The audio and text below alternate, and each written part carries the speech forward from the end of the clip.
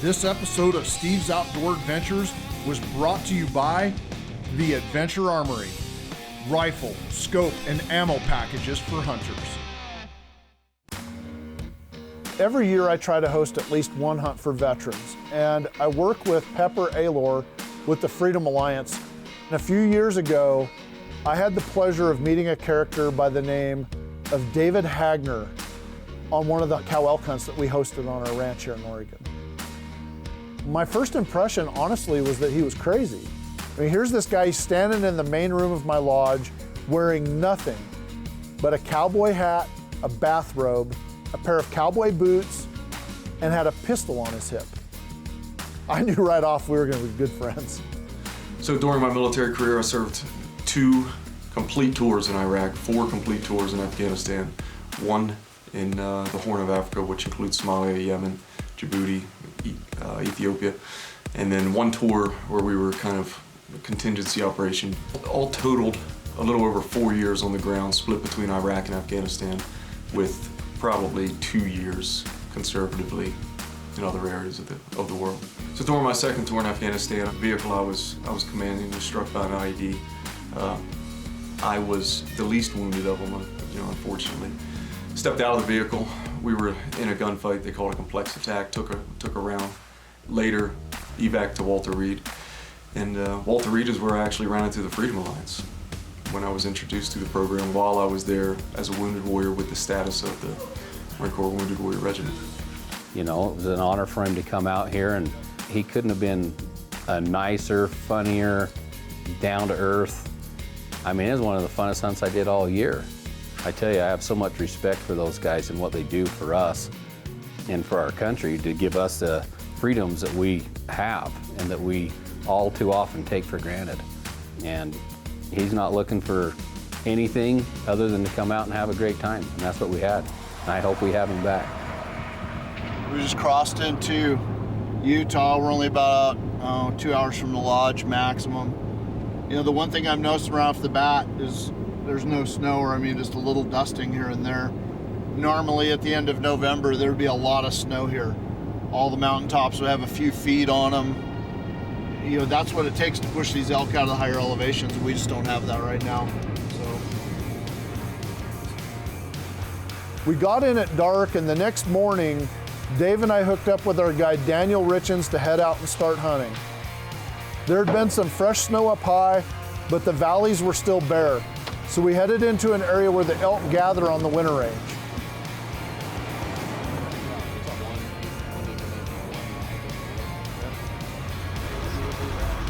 just came through the gate and meeting the rancher and looking up here on the hill. There's quite a bunch of elk, about 60 head of them. And we'll see if that bull's one we want to go after. If not, we're going to go around the backside of Log Hollow. Go look for the other one. There's a pile of them right there on the hill, though. At At least we found an elk. Let me have a look. You want to have a look? What are you seeing up there, Dave? I think it's worth having a look at, but we're probably going to go on the backside. Right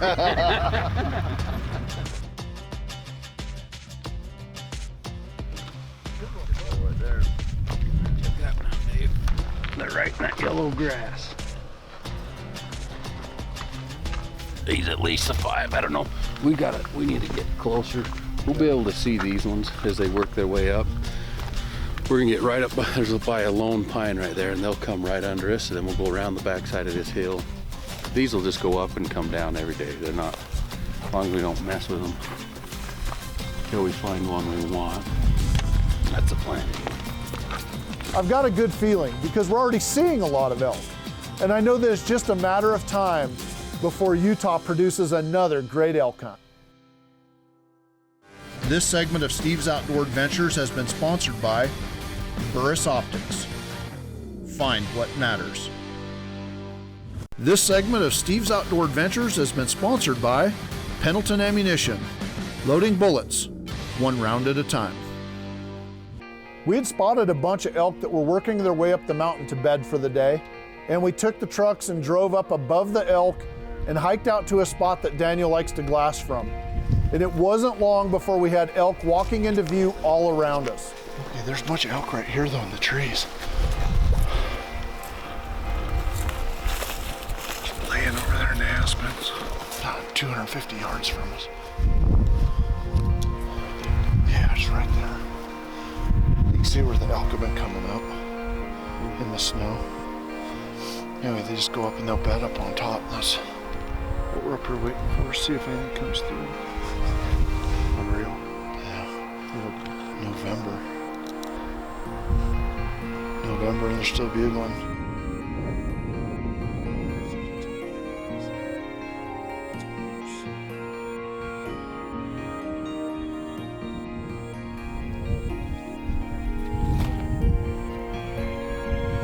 While we glassed up a lot of cows, calves, and smaller bulls, we just didn't see anything that we really wanted.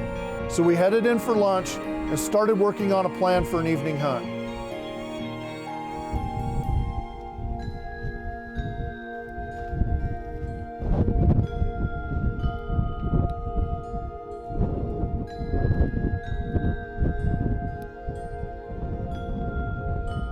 And sure enough, we found a bull bedded in the timber. We couldn't see any other elk, but we could see this bull. And we had a plan to move in and get a shot if a closer look revealed that he was big enough. Because he's 200 yards. We gotta go 200 yards before we can see him again. On this hunt, Dave is shooting my personal Bergara Premier Series rifle. It's chambered in .300 Winchester Magnum, and I topped it with the Burris Eliminator 3. It's a tack driver, and I'm confident in this rifle well beyond ranges that most hunters consider impossible. And with a marksman like Dave behind the gun, it's even more effective.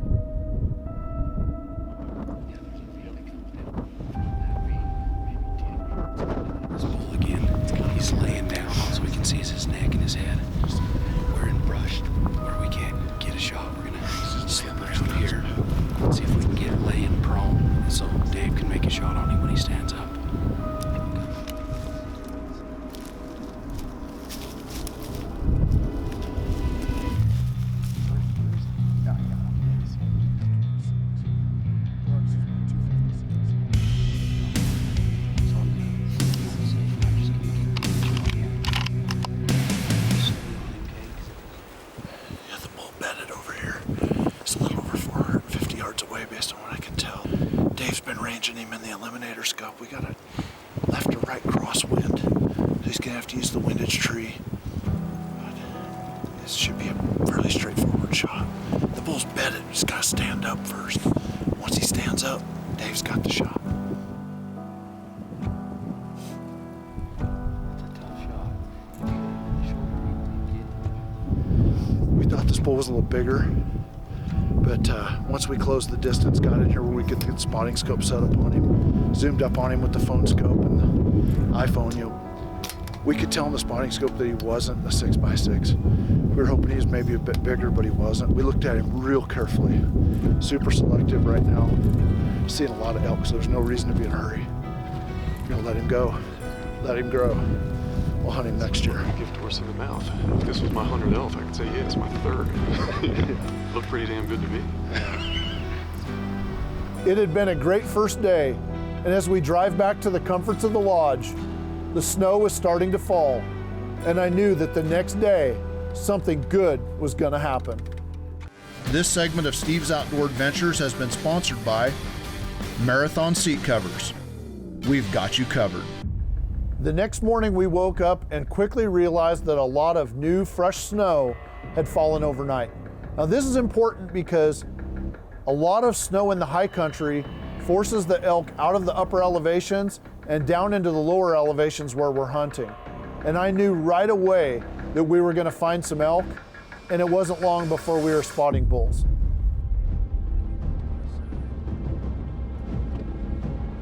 Third morning of the hunt, I'm riding shotgun with Daniel, and he's looking out the left side, I'm looking out the right side. He also covers my side because I'm mostly pointing out rocks. I see what I think appears to be an elk, and I'm looking at it for a few seconds because I've kind of cried wolf a few times, maybe 30 or 40 before this. So I finally looked at Daniel and said, how do those bulls look, pretty casually? And that's when the fun began. So brakes went on, doors went open, Chinese fire drill, I'm outside. Daniel's putting me in the prones, Steve's having me look at different areas, seeing other bulls that I had no idea were even there or bedded. Get them in the scope. We settle on one bull that we've been hunting since the first day. Myself and the guide, we're kind of located separately. I think I have a clear shot. We decide to take the shot. He turns, gives me a nice clean shot. I execute the shot. All right, you ready? Yep. Okay, wait. Dave's first shot hit the bull's center mass, and his follow-up shot was thread through the thick oak brush and found its mark as well. You can try and. And we watched the bull as he went down in the thick cover of the hillside.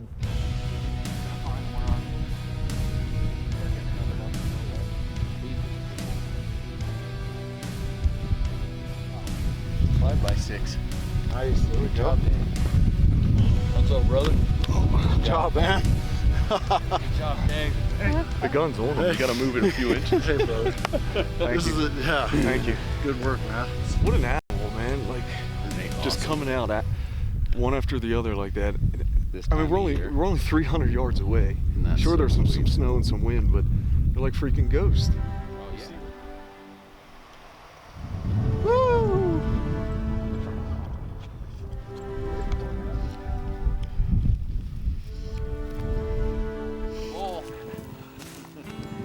We hiked down the hill and up the other side, and it didn't take long to find the downed bull. Oh, yeah.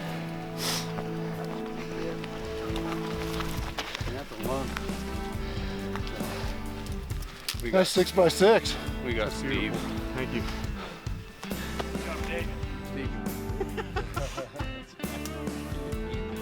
It had been a fast and furious morning of hunting, and we were celebrating Dave's success.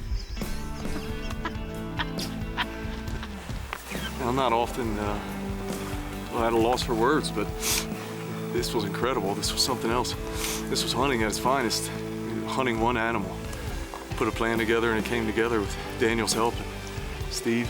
It's just a phenomenal hunt. There's nothing like spot and stalk. Go to bed, hope he's still there in the morning, come back, he's moved. The difference in emotions, find him, hop out of the truck, fire drill. What a memory, fellas. Thank you. When we come back from this commercial break, it's my turn to put on the blaze orange, grab the rifle, and start elk hunting. This segment of Steve's Outdoor Adventures has been sponsored by Bergara Rifles, a passion for precision, every barrel, every rifle. This segment is sponsored by Adventure Armory, rifle, scope, and ammunition packages shipped, ready to shoot. It's the last day of my hunt. Season closes today. We're gonna work our way around all the vantage points, glassing them all. Hopefully we can turn these bulls up. There's some elk that they saw in July, but haven't seen them since. This is the end of November. But this is when they show up. We had a pretty good plan for the next morning. We drove around to the backside of the mountain, got up on top, and we started glassing. There were a lot of elk below us that were working their way up to the bedding areas, and it was just a matter of finding a good bull. So we were getting ready to drive down off the mountain. I just happened to look back and glass this ridge, and boom, there's a bull, then there's another bull, and then we just saw 2 more after we got the spotting scope out. It's a 0 weight. This bull's across the canyon, and through the blowing snow, I can see that he's a big 5x5. We find a bunch of bulls strung out down the ridge, and they're a long ways away. I break out the spot and scope, start picking them apart. We have bulls laying down. The best bull seems to be standing up looking right at us. Oak brush on both sides of him. I'm trying to make out what he is. I know he's got a good frame, he's a good looking bull. Next thing I know, Steve's on the ground, laying down prone. I pull my binos up, hit a range, 798 yards. This isn't an easy shot. It's almost 800 yards, but bullet drop is easy to compensate for. It's just simple math. But with a strong crosswind blowing left to right at about 25 miles an hour, I knew that I would have to use the windage tree in the scope's reticle. I got rock steady in the rifle and waited until I was 100% confident of where the bullet was going to hit, and I squeezed the trigger. Oh, got him!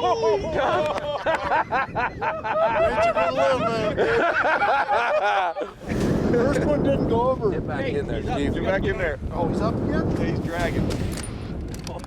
The bullet hit a little bit further back than I wanted. The wind was blowing a little bit harder than I thought, and while the bull went down immediately, he wasn't quite dead. And nothing suffers on my watch, nothing. Now I had the windage, and I decided to put another bullet in the bull. Oh!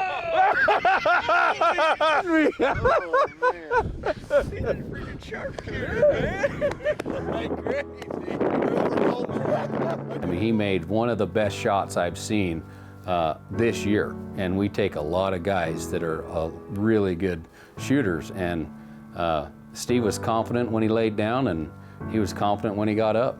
It was awesome to watch. He's so far away, we have to use the trucks to get to him. We could spend an hour walking over there, or we could spend 15 minutes driving the trucks, and then we'll walk out to where he's at.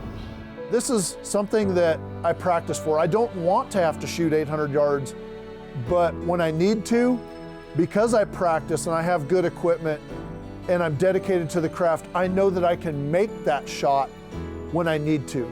And I would hope that anyone who's watching this show today understands that long-range shooting isn't just guessing. It's not just aiming somewhere above the animal and lobbing bullets across canyons. It's about practice and good equipment. And the animals deserve better than that. And as hunters, we need to demand that other hunters, if you're gonna take a long-range shot, be competent and be confident and know exactly where that bullet's gonna go. 798 yards away.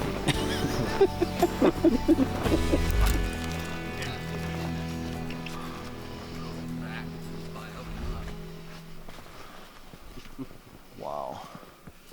Nice job, Steve. Thanks, guys. It's a hell of a day. November 30th. Today a legend was born 38 years ago. The presence of greatness. The legend would be. Happy birthday, Dave. Oh, thank you. I forgot, man. I totally forgot. You're so like nonchalant. The legend was born 38 years Subtlety, ago. right? Well, I just remembered when he said that. I knew he was talking about himself. Oh, look at that. The Bergara Premier Series rifles, they're guaranteed sub-MOA. But that doesn't do you any good if you don't practice. The Burst Eliminator 3 laser scope, it'll give you the bullet drop and precise shooting out to 1,200 yards. But it doesn't do you any good if you don't practice or shoot good bullets. And we try to do all of that, spend a lot of time at the range perfecting the craft. So when we do get faced with a 6, 7, 8, 900 yard shot, we can take it and make it and not be guessing or wondering. This is a heck of a way to end a phenomenal hunting season. You're gonna have a lot of meat for the freezer, great set of antlers to remember the hunt by, and some memories that'll last, well, for many seasons to come. In fact, if you'd like to book this hunt for yourself, give my office a call. We'll take your calls, answer your questions, and help you book the hunting adventure of a lifetime. But until then, we've got to get this bull packed up, back to the trucks, and get it properly taken care of and take that long drive home. Unfortunately, that's all the time we have for this week's show, but please remember to join us again next week for an exciting episode of Steve's Outdoor Adventures, and we leave you with this tribute to the troops who have served and are currently serving our great nation. Oh, say, can you see by the dawn's early light what so proudly we hailed at the twilight